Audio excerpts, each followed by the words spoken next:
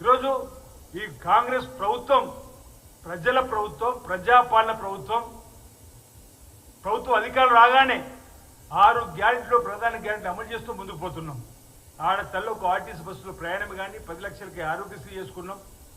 గృహజ్యోతి 2 లక్షల రూపాయలు, గృహజ్యోతిలో 200 యూనిట్లు కాల్చుకునే వారికి ఉచితమైన కరెంట్ ఇస్తున్నాం. 2 లక్షల రుణమాఫీని కాపీ చేస్తున్నాం. ఇంటింటికి ఈరోజు మా వ్యవసాయ శాఖ అధికారులు తిరిగి సాంకేతిక ఎక్కడ ఇబ్బంది సరిచేసే ప్రయత్నం చేస్తున్నారు. 10 ఏళ్ళలో ఒక రేషన్ కార్డు అని ఇచ్చిరా మీరు? ఈరోజు ఒకవేళ మీరు 10 సంవత్సరాలు రేషన్ కార్డు ఇచ్చుంటే ఈరోజు రేషన్ కార్డు లేని రైతులకు ఇలాంటి ఇబ్బంది తలెత్తి కాకుండా, ఈరోజు రేషన్ కార్డు లేకుండా వాళ్ళను గ్రామాలకు వెళ్ళి ఇంటికి వెళ్ళి వారిని ఆధార్ కార్డులో తప్పులున్న రేషన్ కార్డులు లేనటువంటి వాళ్ళు కూడా గుర్తించి ఇచ్చేటువంటి కార్యక్రమం 2 లక్షల లోపల. ఈరోజు మీ తప్పుడు పత్రికలలో తప్పుడు విధానాలతోటి ఇక్కడ ఒక వివరణ ఇవ్వాలి. ఆది శ్రీనివాస్ స్వగ్రామంలో నాకు అధికారులు చెప్పారు మొదటి విడత రాలే, 2వ విడత రాలే, 3వ విడత రాలని చెప్పి ఒక రైతు ఫోటోతో ఒక వార్త రాశారు. తీరు అధికారులు అడిగితే అతను తీసుకున్న లోను 24/12/2023.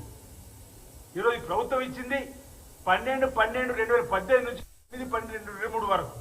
ఈ ప్రభుత్వం వచ్చినాక 20 రోజులకు లోన్ తీసుకున్న అతనికి కూడా ఇందులో మాఫ్ కాలేదనేటువంటి సాంకేతిక సమస్యలు కూడా అర్థం చేసుకోకుండా అందులో ఆది శ్రీనివాస్ స్వగ్రామంలో కూడా రాలేదని చెప్పండి బయట ప్రపంచానికి ఏదో భూతద్దంలో తప్పుడు ప్రచారం చేయడం.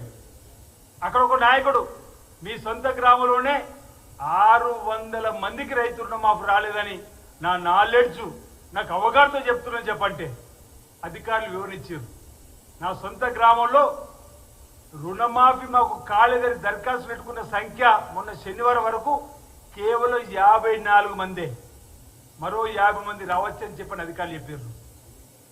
సుమారు 3000 పైచిలుకు రైతులకు రుణమాఫీ అయింది. మొదటి దఫా, 2వ దఫా, 3వ దఫా నా సొంత గ్రామంలో. ఇది నేను కాదు, అధికారులు చెప్పినటువంటిది.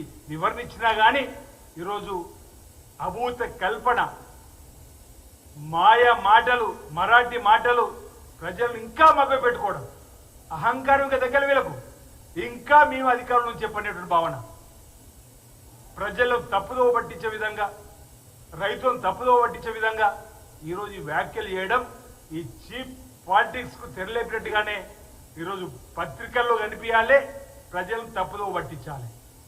ఈరోజు మా ముఖ్యమంత్రి రేవంత్ రెడ్డి గారు 8 మాసాల్లో మీరు ఊహించని విధంగా, మీరు అసలు 10 ఏళ్లలో ఈ పని ఎందుకు చేయలేమని చెప్పని బాధపడుతూ మీ మనసు నొచ్చుకుంటున్నటువంటి సందర్భంలో మాట్లాడుతున్న మాటలు తప్ప, ఈర్ష్య ద్వేషాలతో మీరు మాట్లాడుతున్న మాటలు తప్ప మీ వాక్యాలను ప్రజలు వినే పరిస్థితులు లేరు.